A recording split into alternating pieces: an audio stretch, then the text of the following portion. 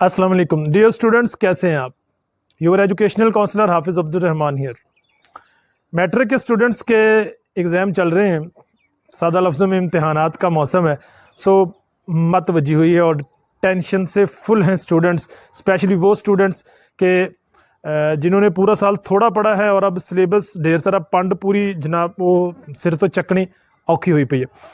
परेशान मत होइए, मैं आप सब के लिए, ऐसे ही स्टूडेंट्स के लिए कि जो किसी भी वजह से या अपनी सुस्ती से, रवायती सुस्ती से पूरा साल नहीं पढ़ पाए और अब वो दुआ करते हैं कि हर साल की तरह कि या अल्लाह इस साल इम्तिहान च पास करा दे, अगले साल शुरू तो ही पढ़ा करना। आप परेशान नहीं हो।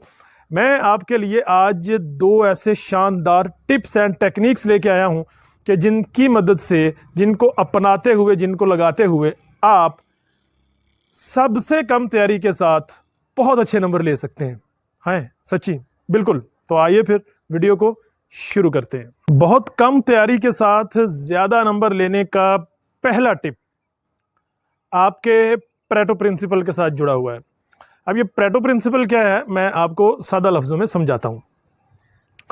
1896 में इटली के एक well known economist Vilfredo Preto ने ये रूल डिस्कवर किया था, जिसे प्रेटो प्रिंसिपल के नाम से शोहरत मिली और सादा लफ्ज़ों में इसको 80-20 रूल या 80-20 फार्मूला भी कहा जाता है। इस रूल का सादा लफ्ज़ों में हासिल ये है, आप इसको गौर से समझिएगा, बड़ा इंटरेस्टिंग है, ताकि हम इसे अपनी स्टडी पर जाके अप्लाई कर सकें।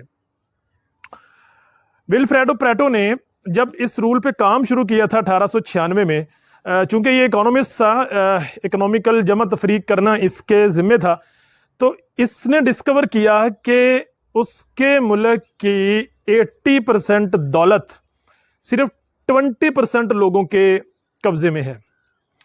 उसने यही फार्मूला इर्द गिर्द के ममालिक पे भी अप्लाई किया तो भी सही निकला, कुछ और ममालिक पे पता किया तो सही निकला, बहुत से ममालिक पे अप्लाई किया तो फार्मूला सेम ही आ रहा था कि दुनिया की 80% दौलत पर 20% लोग काबिज हैं।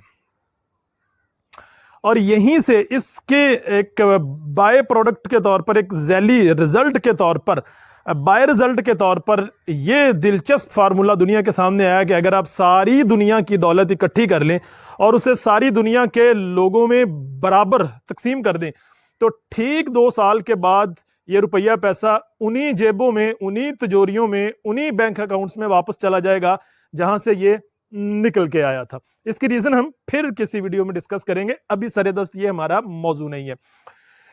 प्रेटो प्रिंसिपल ने जब थोड़ा सा अपना कैनवस वसी किया तो पता चला कि ये फार्मूला सिर्फ पैसों पर ही अप्लाई नहीं होता, ये दुनिया की हर चीज पे अप्लाई होता है। जी हां, दुनिया की हर चीज पे। सादा लफ्जों में इसका हासिल यह है कि आपकी पूरी जिंदगी में 80% चीजें सिर्फ 20% रीजंस की वजह से हो रही होती हैं। कुछ सादा प्रैक्टिकल आम जिंदगी की मिसालें आपके सामने रखता हूं, फिर आपके दिमाग की बत्ती रोशन हो जाएगी। आपके ड्रेसेस में, कपड़ों में सिर्फ 20% ड्रेसेस ऐसे होते हैं जिन्हें आप 80 टाइम बार बार बार बार पहन रहे होते हैं।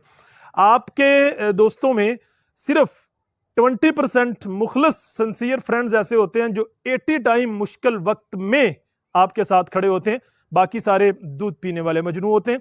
दुनिया में 80% क्राइम्स सिर्फ 20% लोगों की वजह से होते हैं। 80% रोड एक्सीडेंट सिर्फ 20% ड्राइवर्स की गफलत, लापरवाही की वजह से पेश आ रहे होते हैं। यह फार्मूला हर जगह पर अप्लाई होता है। ऐसे ये फार्मूला आपकी स्टडी में भी, आपकी क्लास में भी अप्लाई होता है। आप अपनी क्लास में कभी गौर कर लीजिए, आपकी क्लास के 80% तक ब्रिलियंट रिजल्ट्स एंड ग्रेड्स सिर्फ 20% ब्रिलियंट स्टूडेंट्स लेके आ रहे होते हैं। ऐसे ही इस फार्मूले को आप अगर अच्छी तरह से समझ गए, आई एम श्योर कि आप समझ गए हैं, तो आप इसे अपने एग्जाम के दिनों में अपनी स्टडी पर, अपने सब्जेक्ट पे लगा सकते हैं। आपने देखना यह है कि आपके सिलेबस का वो 20% पोर्शन कौन सा है जो 80 टाइम रिपीटेडली पेपर्स में आता है। इसके लिए बड़ा सिंपल सा फार्मूला है आपके पास। आपने प्रीवियस पेपर्स देखने हैं, 5 साल मिल जाएं, 7 साल के मिल जाएं, 10 साल के मिल जाएं, आपने उन पेपर्स को देखना है और अपने उन बोर्ड पेपर्स में देखिए कि कौन कौन से क्वेश्चंस हैं जो रिपीटेड हैं। जो जितना ज्यादा रिपीटेड है वो उतना इंपॉर्टेंट बन जाता है। तो आपने सबसे पहले तो ये करना है कि ये फार्मूला आपने 80-20 का वहां लगा देना है। अपना सिलेबस उसका वो 20% निकालिए प्रीवियस पेपर्स की रोशनी में, ये 80% तक रिजल्ट देने वाला है। अब मैं ये नहीं कह रहा हूं कि एग्जैक्ट 80-20 पे ही आ जाएगा, लेकिन मैं ये जरूर कह सकता हूं कि अगर आप सिर्फ 40-50% रिपीटेड पोर्शन ऑफ सिलेबस भी देख लें तो 70-80%, 100% गारंटी के साथ आपके यही पेपर में दोबारा आने वाले हैं। ये एक टिप तो हो गया जो B4 पेपर है, जो आपने बेशक एक दिन पहले भी आप इसको अप्लाई करेंगे, चंद घंटे आप स्टडी के देते हैं, इस फार्मूले को अप्लाई करने के बाद तो आप अच्छी खासी तैयारी कर लेते हैं। दूसरा टिप आपने यूज करना है ड्यूरिंग द पेपर, कि आपने पेपर को अटेम्प्ट कैसे करना है। आपने अपने बहुत से क्लास फेलोज को देखा होगा कि जो आपसे कम पढ़ते हैं लेकिन नंबर उन बदतमीजों के आपसे ज्यादा आ जाते हैं। अब आप कहते हैं कि यार ये क्या तरीका है, मार्किंग शायद सही नहीं हो रही है, इसकी किस्मत मुझसे बहुत अच्छी है। ऐसा कुछ नहीं होता। आपके और उनके बीच एक चीज का फर्क होता है, वो पढ़ते आपसे थोड़ा है लेकिन नंबर ज्यादा लेते हैं, क्योंकि उनकी पेपर सॉल्विंग टेक्निक आपसे अच्छी होती है। अगर आप भी वही पेपर सॉल्विंग टेक्निक लगा लें जो वो लगाते हैं तो आपके नंबर भी उनके बराबर एंड क्वाइट पॉसिबल कि उनसे ज्यादा आ सकते हैं। अब आप यकीनन जानना चाहेंगे कि वो पेपर सॉल्विंग टेक्निक क्या है, तो बिल्कुल इसमें कोई रॉकेट साइंस नहीं है, बिल्कुल आसान है। आइए आपके गोशे गुजार करता हूं, लेकिन वीडियो में आगे बढ़ने से पहले अगर अभी तक वीडियो लाइक नहीं की है तो बराए मेहरबानी वीडियो को लाइक कर दीजिए। पेपर सॉल्विंग टेक्निक ये कहती है कि आपने एक तो हर सेक्शन को उस सीक्वेंस में रहते हुए हल करना है। आप पेपर पकड़ते हैं तो उसमें सेक्शन बने होते हैं, सेक्शन 1, 2, 3। जिस सेक्शन को आप अटेम्प्ट करना स्टार्ट हुए हैं उस सेक्शन में जितने क्वेश्चन उसने पूछे हैं वो सारे अटेम्प्ट करके फिर अगले सेक्शन में जाना है। यह जरूरी नहीं है कि आप क्वेश्चंस को उसी तरतीब से जिसमें 1, 2, 3 लिखा हुआ है उस तरतीब से अटेम्प्ट करें, नहीं, जिस तरतीब से आपको आते हैं आपने उसी तरतीब से करनी है। लेकिन सेक्शन एक उसमें जितने रिक्वायर्ड हैं, जितने क्वेश्चन पूछे गए वो आपने अटेम्प्ट करने हैं, उसके बाद अगले सेक्शन में जाना है। जब आप ऐसा नहीं करते हैं तो आप एग्जामिनर को ज्यादा खपाते हैं। वो कभी इधर से फिर 2 पेज आगे चला जाता है, इस सेक्शन में ढूंढता है जवाब आपका, फिर उस सेक्शन में आपने अटेम्प्ट कर दिया वो ढूंढता है, तो वो इरिटेट होता है और इरिटेशन का लॉस आपको होता है, आपके नंबर डिडक्ट हो जाते हैं। दूसरा आपने ये करना है कि जिस तरतीब से क्वेश्चन पेपर में क्वेश्चन पड़े हुए हैं उस तरतीब से आपने हल करने नहीं जाना। आपने उस तरतीब से हल करने हैं जिस तरतीब से आपको पेपर में आते हैं। अब आप कहेंगे ये सर मुझे पता है जो सबसे ज्यादा आता है वो सबसे पहले करना है, फिर उसके बाद वाला, फिर उसके बाद वाला। अरे नहीं ना बाबा, ऐसे नहीं करना है। फिर कैसे करना है, और से सुनिएगा। आपने 3-3 क्वेश्चन का पेयर कर लेना है। फर्ज कर लीजिए कि आपने सबसे पहले शॉर्ट क्वेश्चन वाला पोर्शन सेक्शन उठाया है, तो वहां पर ऐन मुमकिन है कि आपने 12-15 क्वेश्चन टोटल अटेम्प्ट करने, तो आप 3-3 का पेयर कर लीजिए। आपने 3 पेयर्स पर मबनी एक ग्रुप ऑफ क्वेश्चंस वो अटेम्प्ट करना है, फिर अगला 3 क्वेश्चन ऑफ ग्रुप, फिर अगला, फिर अगला। और इनकी तरतीब आपने इस तरह से रखनी है कि जो क्वेश्चन आपको सबसे ज्यादा के बाद ज्यादा आता है, दूसरे नंबर पे ज्यादा आता है, आपने वो पहले हल करना है।